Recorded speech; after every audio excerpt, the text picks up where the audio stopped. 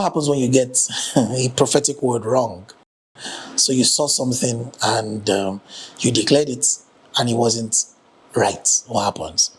So I went for a meeting one time a few years ago, and prior to this meeting, I have been prophesying already, massive results, accuracy, whatever you call prophetic accuracy.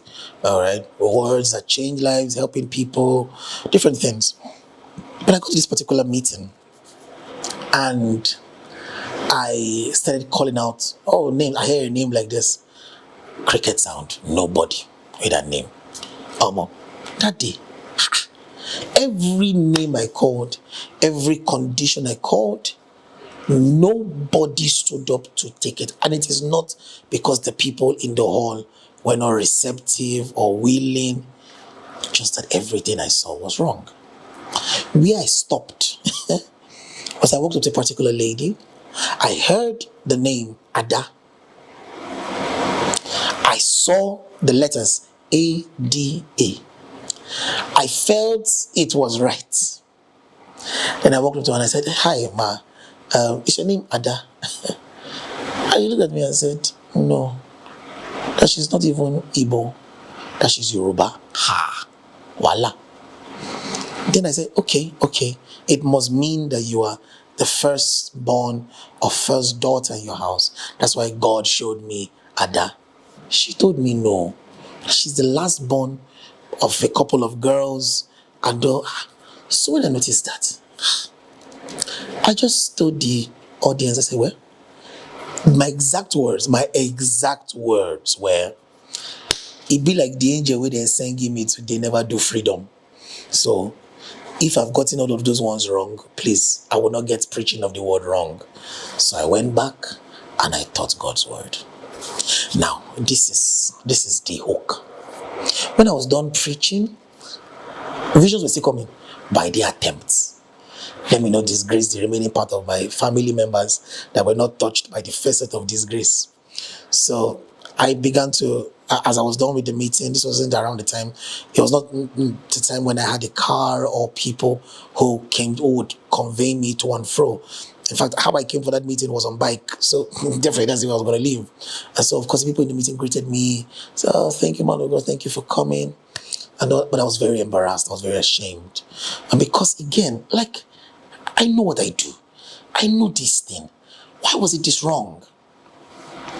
Then I left the auditorium. As I was walking out of the auditorium, thinking in my head, I didn't want to call it back. I wanted to walk a little so that I could think a little and allow myself to process the thoughts of what had happened to me.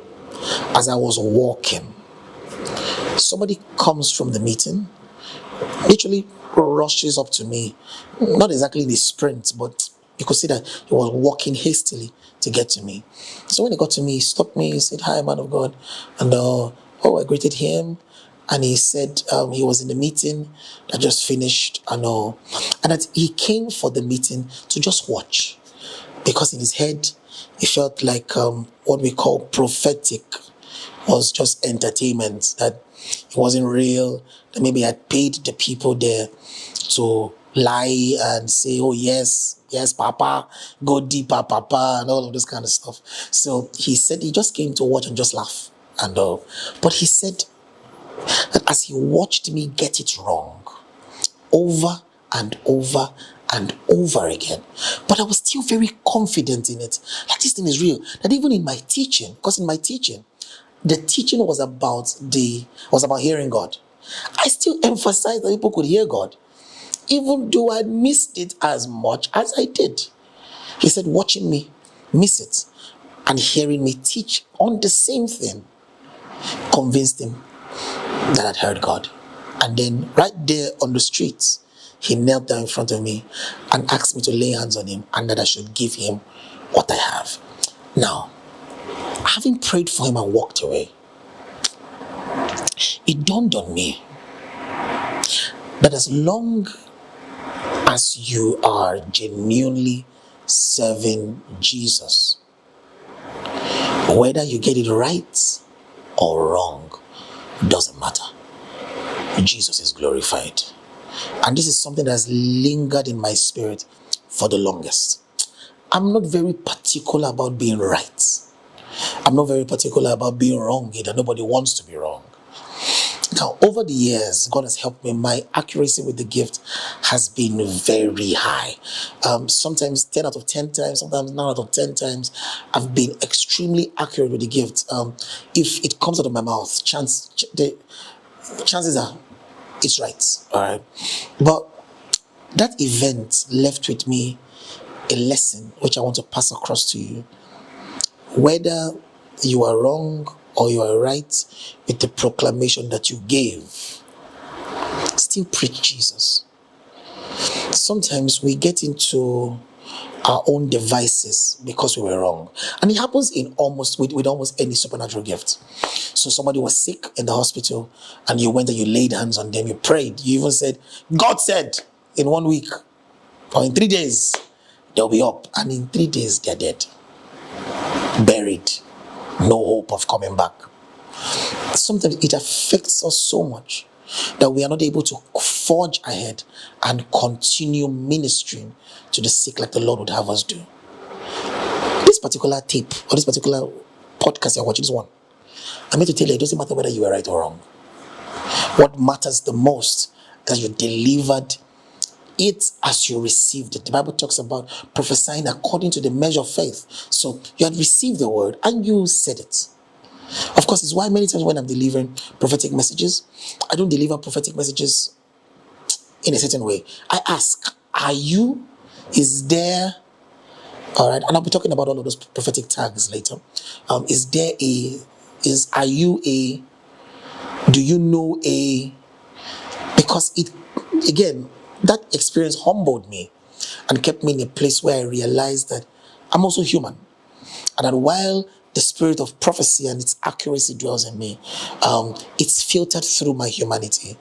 And so I still don't understand why I was that wrong that day. Till today, it's one of the most embarrassing events I've had ministering prophetically. But that day, somebody who didn't believe was converted. I think that it's a far greater victory than the victory of being known as the sharpest prophet on earth. So, whether you get it wrong or right, the important thing is that Jesus is glorified. So, maybe I should use the last few minutes to try and talk about what you do. So, whenever you get it wrong, there is one thing that you must do: lean back on Jesus. Even when you get it right, lean back on Jesus. All right. There is a pride, and I get it sometimes. I understand. You know things that people have not told you. Man, there's a pride that comes with it. But I usually discourage people who listen to me, who follow me, who are in training under me, from that pride. I discourage them away from that pride, because you must remember that you are still a human vessel through which the prophetic word filters through. So if you ever get it wrong, please laugh about it, make a joke about it, and quickly move on. You may get it wrong with one prophetic word, but you may get it right with the next 10. Don't stay stuck up on misses. Don't stay stuck up on misses. You may have missed, doesn't mean that the spirit of life is not at work in you. So if you get it wrong, maybe you thought something was going to happen. Oh, I saw that she was going to get married to me, but now she's getting married to somebody else. Again, like how David did when he prayed for his son, the first son from Bathsheba, and the child still died. When it looks like you've missed it, dust yourself back up again and get up. Learn from it and make progress. If you have mentors, leaders, people who have some skill set in the prophetic, ask them questions. They may show you a place where you missed it. And sometimes even they may not even have the answer on why you missed it. All right. At the end of the day, let's learn to lean back into Jesus. Okay? I'll see you in the next one. Enjoy. There are few things that takes away prophetic confidence.